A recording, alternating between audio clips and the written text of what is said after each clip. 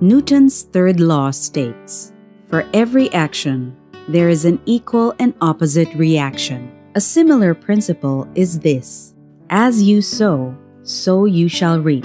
Another way it is termed is the law of cause and effect. These are part and parcel of the philosophy behind karma. Do this, and a certain consequence ensues, depending on whether what you do is good or bad. It is not only about the negative that can happen to you, as is the popular impression. Rather, it also accounts for all the positives. May you be the one who spreads the good, sows kindness, and gives generously. As you do, so shall it be done to you.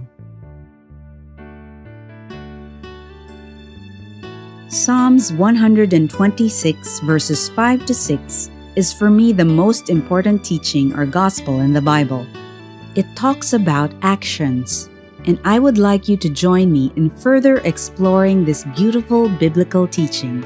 Let us also try to relate this biblical and Western principle with that of the Eastern principle and philosophy of karma.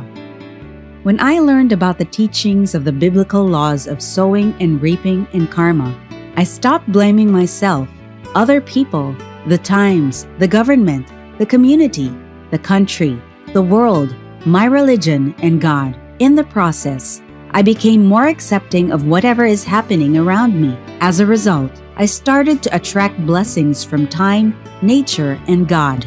This is the beauty of these laws. Karma, the interest-bearing spiritual bank account, or SBA. When we do good deeds, we get an extra bonus.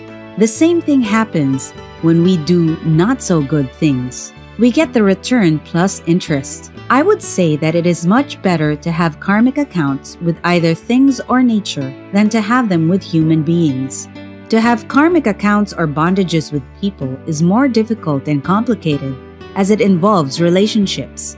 When we cause sorrow and pain to other people, expect that it will be returned to the sender with all the freebies. On the other hand, if we have done good deeds that make other people happy and peaceful, then we can expect these good deeds to be repaid in the form of material, physical, or spiritual blessings, either by the same person, by other people, or by God Himself. The law is absolute and immutable. We never know when we will reap the fruits of our actions. The seed of a certain action sometimes brings instantaneous results. In some cases, however, it may take years or even a lifetime. We will not always know when we will receive the dividends or when we have to pay up front. It is always much better to pay it forward. We cannot postpone doing good deeds without suffering the consequences of delay. When we do charitable works and we expect to be praised, recognized, and appreciated here on earth, then we should not expect the same deeds to be recognized by God in heaven in the form of godly rewards. We must always remember that there is no such thing as charitable ego on earth as it is in heaven. Being charitable and at the same time feeding our egos cannot exist together. Doing these things without attaching our egos to our actions is what we call altruism in practical form and application. That means that when we give, we should not expect any type of return because goodness is its own reward.